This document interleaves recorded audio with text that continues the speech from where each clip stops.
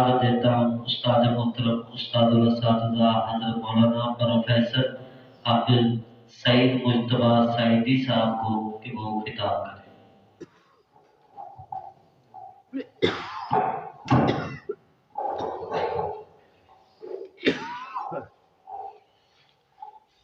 السلام علیکم ورحمۃ اللہ وبرکاتہ۔ الحمد لله الذي هدانا لهذا وما كنا لنهتدي لولا أن هدانا الله. الحمد لله الذي لم يتخذ ولدا ولم يكن له شريك في الملك ولم يكن له ولي من الذل وكبره تكبيرا. الله أكبر كبيرا والحمد لله كثيرا وسبحان الله بكرة وأصيلا. أما بعد فإن خير الحديث كتاب الله وخير الهدي هدي محمد صلى الله عليه وسلم وشر الأمور محدثاتها وكل محدثة بدعة وكل بدعة ضلالة وكل ضلالة في النار. أعوذ بالله من الشيطان الرجيم. بسم الله الرحمن الرحيم.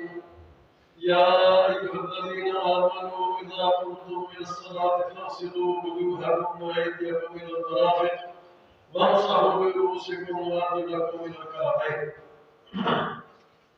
ہندوستان رب العزت کے لیے اور بے شمار سلام سید الامین والآخرین خاتم النبیین حضرت محمد صلی اللہ علیہ وسلم کی ذات گرامی پر آج کا دن ہمارے لیے اس حوالے سے باسعادت ہے کہ آج ہم ایک ہی ادارے سے جڑے ہوئے اور انہیں اساتذہ سے جن سے ہم تینوں نے دین کی تعلیم حاصل کی، اللہ کی توفیق سے بلکہ 4 آدمی ہم یہاں موجود ہیں، اللہ کی توفیق سے ہم نے ایک ہی ادارے سے انہیں اساتذہ سے علم حاصل کیا ہے۔ اس مناسبت سے آج ہم یہاں جمع ہیں۔ مجھ سے پہلے مولانا عبدالرشید رضا صاحب توحید کے موضوع پر اپنے خیالات کے اظہار فرما چکے ہیں۔ توحید ایک ایسا موضوع ہے جس کے بغیر کسی کی نجات نہیں ہے۔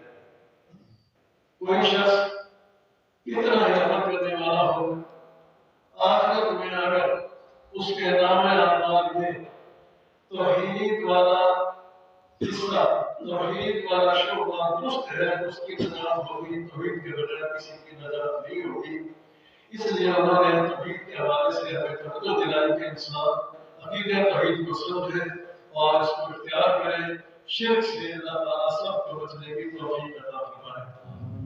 اس طرح ہمارے محترم بھائی اور دوست شیخ الحدیث حافظ عبدالحمید عابد صاحب، اللہ تعالیٰ ان کی زندگی میں برکت فرمائے، انہوں نے اصلاح معاشرہ کے حوالے سے موت کا بھی تذکرہ کیا اور ہمارے معاشرے میں جن چیزوں کی اصلاح کی ضرورت ہے ان کی طرف بھی توجہ دلائی ہے۔ اللہ تعالیٰ ان کا بیان اور ہمارا سننا قبول فرمائے، ہم سب کو عمل کرنے کی توفیق عطا فرمائے۔ میں جب کبھی گفتگو کا موقع ملتا ہے عام طور پر چند ایسے مسائل کی طرف توجہ دلاتا ہوں جو روز ہماری زندگی میں پیش آتے ہیں۔ سارے ہی باتیں دین کی ہیں، لیکن میری کوشش اور خواہش ہوتی ہے کہ جو عمل روزانہ سے انجام دیتے ہیں ان کی طرف بھی توجہ کی جائے اور صحیح اس کو سمجھا جائے کہ اس بارے میں ہماری شریعت کی کیا ہدایت ہے۔ بھائیوں، اللہ کی توفیق سے ہم نماز پڑھتے ہیں۔ نماز سے پہلے وضو کیا جاتا ہے۔ وضو صرف ہاتھ کو دھو لینے کا نام نہیں بلکہ یہ عبادت ہے اور عبادت کی ابتدا اس سے ہوتی ہے۔ نماز عبادت ہے، دین کی بنیاد ہے اور اس کی ابتدا وضو سے ہوتی ہے۔ اگر وضو صحیح ہو تو نماز مکمل ہوگی، صحیح ہوگی۔ اگر وضو ہی درست نہ ہو پھر اس کی نماز بیکار ہے، اس کا کوئی فائدہ نہیں ہے۔ وضو ایسی عبادت ہے اللہ نے قرآن مجید میں حکم دیا ہے کہ یا ایھا الذین آمنوا اذا قمتم الی الصلاۃ فاغسلوا وجوہکم وایدیکم الی المرافق۔ ایمان والو، جب تو نماز کا ارادہ کرو، نماز پڑھنے لگو تو اپنے چہرے دھو لیا کرو، اپنے بازو کو سمیت دھو لیا کرو، اپنے سروں کا مسح کیا کرو اور اپنے منہ کفنوں سمیت کفنوں سے اوپر تک دھو لیا کرو۔ رسول اکرم صلی اللہ علیہ وسلم نے وضو کے حوالے سے بڑی تحقیق فرمائی کہ تفصیلی ہدایات اس حوالے سے میں دو چار احادیث کا تذکرہ کروں گا کہ وضو مکمل ہونا چاہیے۔ ہم سمجھتے ہیں ہاتھ دھو لیے، چہرہ دھو لیا، بال دھو لیے، سر کا مسح کر لیا، منہ دھو لیے، ٹھیک ہے یہ بات، لیکن ان تمام اعضاء کو اچھی طرح مکمل طور پر دھونا ضروری ہے۔ رسول اکرم صلی اللہ علیہ وسلم کے بارے میں صحابہ کرام نے بیان کیا کہ آپ جب ہاتھ دھوتے تھے تو ہاتھوں کی انگلیوں کا خلال کیا کرتے تھے، ایک ہاتھ کی انگلیوں کو دوسرے ہاتھ کی انگلیوں میں داخل کر کے اچھی طرح ان کو ملتے تھے تاکہ درمیان والی جگہ خشک نہ رہے۔ ہاتھوں کی یہ پچھلی جانب کو اچھی طرح ملتے تھے تاکہ یہ جگہ خشک نہ رہے۔ ایک دفعہ سفر کے موقع پر جلدی تھی، وقت تھوڑا تھا، پانی بھی تھوڑا تھا، وضو کیا صحابہ کرام نے اور وضو کر کے جب دعات کے لیے کھڑے ہوئے، نبی کریم صلی اللہ علیہ وسلم نے دیکھا کہ بعض صحابہ نے جلدی وضو کیا ہے اور ان کی ایڑیاں خشک رہ گئی۔ نبی کریم صلی اللہ علیہ وسلم نے فرمایا جن لوگوں کی ایڑیاں خشک ہیں یہ ایڑیاں اگر ایڑیاں والے جہنم میں جائیں گے۔ ایک لاکھ جتنی جگہ پہ خشک رہ جائے، وضو والے ان اعضاء کے جن اعضاء کو دھونا ضروری ہے، اگر ایک لاکھ جتنی بھی جگہ خشک رہ جائے تو وضو نہیں ہوتا، وضو نہ ہو تو نماز نہیں ہوتی۔ وہ آدمی سمجھتا ہے کہ میں نے وضو بھی کیا ہے، نماز بھی پڑھی ہے، لیکن نہ اس کا وضو ہے نہ اس کی نماز ہے، فرمایا جہنمی ہے وہ آدمی۔ اللہ اکبر، اس لیے بین الاعضاء من النار، جو ایڑیاں خشک ہیں یہ جہنم میں جائیں۔ اب سردی کا موسم شروع ہو رہا ہے، پانی ٹھنڈا ہوتا ہے، وضو کرتے وقت جی چاہتا تھا جلدی فارغ ہو جاؤ اور تھوڑا پانی میرے جسم پر، ضروری ہے کہ زیادہ پانی لگے یا تھوڑا لگے، میں الگ بات ہے، لیکن جس وضو کو گہرا دھونا اس کو مکمل دھویا جائے، ہاتھ اچھی طرح دھوئے جائیں، چہرہ اچھی طرح دھویا جائے، جتنا حصہ چہرہ ہے اس کو دھونا مکمل دھویا جائے۔ پانی ٹھنڈا ہے، تازہ ہے، گرم ہے، جیسا بھی ہو، لیکن وضو مکمل کرنا ضروری ہے۔ یہ چہرہ ہماری چھوڑے کے نیچے سارا دھونا ضروری ہے اچھی طرح۔ اسی طرح کوہنیاں، یہ خشک رہنے کا اندیشہ ہوتا ہے، بادل دھوتے ہوئے اچھی طرح کوہنیوں کو مرا جائے تاکہ یہ خشک نہ رہ جائے، پاؤں کی انگلیوں کو خلال کیا جائے، پاؤں کو اچھی طرح مارا جائے، یہ وضو مکمل کرنا ضروری ہے۔ ویل للعقاب من النار، جو ایڑیاں خشک رہ جائیں وہ جہنم میں جائیں۔ وضو بھی کیا اس نے، پھر زبانیں بھی استعمال کیا، وقت کی بھی قربانی دی، نماز بھی ادا کی، لیکن ہے جہنمی صلی اللہ علیہ وسلم، اس لیے کہ اس نے وضو صحیح نہیں کیا۔ یہ وضو معمولی عمل نہیں، عبادت ہے، یہ صحیح وضو کیا جائے۔ رسول اکرم صلی اللہ علیہ وسلم نے فرمایا وضو کرتے وقت جو پانی استعمال ہوتا ہے، پانی کے قطرے نیچے گرتے ہیں، ان کے ذریعے انسان کے گناہ معاف ہوتے ہیں، گناہ جھڑ جاتے ہیں، گناہ دھل جاتے ہیں۔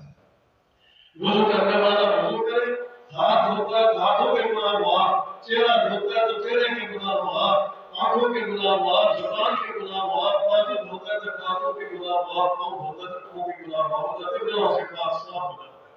اس کے بعد وہ نماز اور دیگر عمل کرتا ہے، وہ الگ عمل ہوتا ہے، اس کا ثواب مزید ہوتا ہے۔ اس لیے سر وضو بڑے اہتمام سے کرنا چاہیے، توجہ سے کرنا چاہیے۔ جب پانی استعمال کر ہی لیا، اعضاء گیلے کر ہی لیے، پھر کیا تھوڑا پانی کیا زیادہ پانی، فضول اور بلا ضرورت استعمال نہیں کرنا چاہیے، لیکن اعضاء کو مکمل دھونا چاہیے۔ رسول اکرم صلی اللہ علیہ وسلم نے اس کی فضیلت ایک اور انداز سے بھی بیان فرمائی۔ عقبہ بن عامر ایک صحابی ہیں، وہ کہتے ہیں کہ ہمارے اونٹ تھے اور ہم جنگل میں اونٹوں کو چلایا کرتے تھے، 2 آدمیوں کا ہمارا حصہ تھا، ہم نے باریاں مقرر کر دی کہ ایک دن میں اونٹوں کو چلایا کروں گا جنگل میں، تم جا کر مسجد نبوی میں رسول اکرم صلی اللہ علیہ وسلم کے پاس حاضری دیا کرو اور جا کے سنا کرو کہ آج اللہ کے نبی صلی اللہ علیہ وسلم نے کون سا مسئلہ بیان کیا۔ شام کو مجھے آ کے سنا دینا، اگلے دن تم جانوروں کو چلانا، اونٹوں کو چلانا، میں جا کر رسول اکرم صلی اللہ علیہ وسلم کے پاس جا کر حدیث سنوں گا، آپ کی خدمت میں حاضری دوں گا اور شام کو آ کر میں آپ کو سارے مسائل بتا دیا کروں گا۔ عقبہ کہتے ہیں رضی اللہ تعالیٰ عنہ، میں ایک دن گیا مجلس لگی ہوئی تھی، اللہ کے نبی صلی اللہ علیہ وسلم صحابہ کے نام کو مسائل بتا رہے تھے، میں بھی آ کر پیچھے بیٹھ گیا۔ اللہ اکبر، میں پیچھے بیٹھا، اس وقت میں نے سنا کہ نبی کریم صلی اللہ علیہ وسلم نے فرمایا جو آدمی 2 رکعت نماز پڑھتا ہے اس میں ادھر ادھر کے خیال نہیں آتے، خالص اللہ کی طرف توجہ کر کے نماز پڑھتا ہے، غفر له ما تقدم من ذنبه، اس کے سارے گناہ معاف کر دیے جاتے ہیں۔ 2 رکعتیں، صرف 2 رکعتیں پڑھے، توجہ اس کی صرف اللہ کی طرف ہو، نماز کی طرف ہو، اس کے اللہ تعالیٰ سارے گناہ بخش دیتے ہیں۔ تو میں نے سن کر اچانک میری زبان سے کہا سبحان اللہ، کتنا عظیم عمل ہے، کتنا برکت والا عمل ہے، 2 رکعتیں پڑھی اور سارے گناہ اس کے معاف ہو گئے۔ جب میری زبان سے یہ سخت تھا یہ سبحان اللہ کا لفظ نکلا تو میرے آگے جو آدمی بیٹھا تھا میرے پیچھے مڑ کر دیکھا سبحان اللہ کہنے والا کون ہے، میری طرف دیکھ کے کہنے لگا سبحان اللہ کس بات پہ کہتے ہو؟ میں نے عرض کیا کہ ایک عمل ہے 2 رکعتیں پڑھنے پر سارے زندگی کے گناہ معاف ہو جاتے ہیں، ایک سبحان اللہ کہنا کہ ہر وقت پر ہے۔ پھر میرے اس سے پہلے اللہ کے نبی صلی اللہ علیہ وسلم آپ کو فرمایا وہ تم نے سنیں گے، وہ اس سے بھی بڑی عظیم بات ہے۔ میں نے پوچھا اللہ کہتے ہیں مجھے عمر رضی اللہ تعالیٰ عنہ، میں نے کہا عمر اس سے پہلے اللہ کے رسول صلی اللہ علیہ وسلم نے کیا بیان فرمایا ہے؟ حضرت عمر کہنے لگے تیرے آنے سے پہلے اللہ کے نبی صلی اللہ علیہ وسلم یہ بیان کر چکے ہیں جو آدمی وضو کرے، صحیح وضو کرے، وضو کرنے کے بعد اشہد ان لا الہ الا اللہ وحدہ لا شریک لہ واشہد ان محمدا عبدہ ورسولہ کا توحید پڑھتا ہے، فتحت لہ ابواب جنت السمانیہ، اس کے لیے جنت کے سارے دروازے کھول دیے جاتے ہیں۔ وضو کیا، وضو کے بعد کلمہ تشہد پڑھا، کلمہ شہادت پڑھا، اس کے لیے جنت کے سارے دروازے کھول دیے جاتے ہیں۔ یدخل من ایہا شاء، جس دروازے سے چاہے اس کو داخل ہو۔ 2 رکعتیں پڑھنا ہوگا، عمل کرنا پڑے گا، محنت کرنی پڑے گی، کچھ وقت خرچ کرنا پڑے گا۔ اس آدمی نے صرف وضو کیا ہے، وضو کر کے کلمہ شہادت ادا کیا ہے، جنت کے سارے دروازے اللہ کے نام سے اس کے لیے کھول دیے۔ بھائیو اللہ نبے عبادی انی انا الغفور الرحیم، اے نبی میرے بندوں کو بتا دیجیے کہ بڑا مہربان کہ ہمارے دروازے پر آئے تو اس کی رحمت کو حاصل کرنے کی کوشش کرے۔ اعمال آسان اصل میں چھوٹے میں نہیں کہتا، آسان اعمال ہیں، اگر بہت زیادہ ہے۔ لا تحقرن من المعروف شیئا، اللہ کے نبی صلی اللہ علیہ وسلم کہ کسی عمل کو معمولی نہ سمجھو۔ ہر عمل بہت بڑا عمل ہے، بہت بڑا عمل ہے، اللہ کے ہاں اگر ایک نیکی بھی قبول ہو جائے تو انسان کو جنت میں لے جانے کے لیے کافی ہے۔ ایک نیکی کسی کی قبول ہو گئی، یہ ساری زندگی کے اعمال تو پھر مزید اعمال ہیں، کسی کی اگر ایک ہی نیکی قبول ہوگی صحیح طریقے سے، اللہ نے ضمانت دی ہے، اللہ کے نبی نے ضمانت دی ہے کہ اس کے لیے جنت کے دروازے کھول دیے جاتے ہیں۔ اس نے کتنی بار بھی سنی ہوگی کہ بدکار عورت نے پیاسے کتے کو پانی پلایا تھا، سب جانتے ہیں بدکار عورت ہے، پیاسے کتے کو پانی پلایا، ایک عمل کیا ہے، ایک نیکی کی ہے، ایک نیکی کی ہے، اللہ تعالیٰ اس کو جنت میں لا تحقرن من المعروف شیئا، کسی نیکی کو معمولی نہ سمجھو۔ یہ وضو عبادت ہے، اس کو معمولی نہ سمجھیں۔ جب وضو کیا جائے توجہ سے وضو کرنا چاہیے کہ کوئی حصہ خالی نہ رہ جائے، تمام اعضاء اچھی طرح دھویا جائے۔ اور پھر ایک حدیث میں رسول اکرم صلی اللہ علیہ وسلم نے فرمایا قیامت کا دن ہوگا، مجھے حوض کوثر دیا جائے گا جس کی لمبائی چوڑائی عدن سے لے کر ایلا تک ہے۔ دوسری حدیث میں کہ مکہ سے لے کر عدن تک اس کی چوڑائی بہت لمبا بہت چوڑا حوض کوثر ہوگا جس کا پانی شہد سے زیادہ میٹھا اور برف سے زیادہ سفید ہوگا۔ اللہ کے نبی صلی اللہ علیہ وسلم نے فرمایا میں اپنی امت کے لوگوں کو پانی پلاؤں گا۔ خوش نصیب ہوں گے وہ لوگ جن کو اللہ کے نبی صلی اللہ علیہ وسلم اپنے دست مبارک سے پانی مہیا کریں گے۔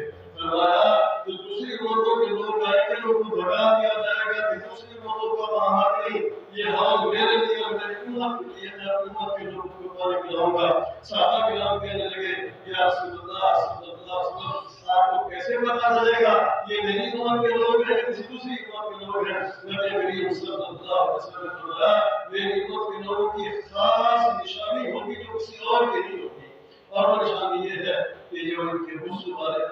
चमक रहे होंगे, रोशन होंगे। इनके दोनों हाथ, चेहरे और दोनों पांव अनकल्याण होंगे, पांचों हाथ रोशन होंगे, चमक रहे होंगे। तो बेहतर जाकर नहीं देनी उम्र के लोग हैं। ये वुजू की बरकत से उनके हाथ चमकते होंगे, उनको हौज़ कौसर का पानी अता किया। तो भाइयों, ये वुजू बड़ी अहम बात है, बड़ा अहम अमल है, हमें इसकी तरफ खास तवज्जो देनी चाहिए। हर बार अपने औलाद को देखें, बेटे बेटियों को देखें कि वुजू कैसे कर रहे हैं। उस्ताद अपने शागिर्दों की तरफ देखें कि मेरे शागिर्द वुजू सही कर रहे हैं नहीं कर रहे। दोस्त दोस्त की तरफ देखें। हम कई कारी साहब का काम है, हफ्सों का काम भी बताएंगे, हमें तो शर्म आती है। नहीं, हर आदमी की जिम्मेदारी है अपने दोस्तों के साथी को देखे वो कैसे अमल कर रहा है। अगर उसका अमल सही है अपनी इस्लाह करे, और अगर उसका अमल गलत है उसकी इस्लाह करने के बैठान आपके अमल में होता ही है। अल्लाह ताला से दुआ है, अल्लाह ताला हमें दीन को समझने की तौफीक अता फरमाए। अल्लाह ताला है कि वो दिन तो करीब आ गई है। अल्लाह के नबी सल्लल्लाहु अलैहि वसल्लम ने फरमाया है, या अतियल्लाह सल्लल्लाहु अलैहि वसल्लम इल्ला इसमुहु। एक जमाना आ जाएगा, इस्लाम का सिर्फ नाम बाकी रह जाएगा। लोग इस्लाम का नाम लेने वाले होंगे, इस्लाम को समझने वाले। आज का फितने का दौर करीब आता जा रहा है। इस्लाम का नाम तो लेते हैं लोग, लेकिन इस्लाम को समझने वाले कितने हैं ये अपना फैसला कर सकते हैं। अल्लाह ताला हमें दीन की मोहब्बत और दीन की अकीदत नसीब फरमाए।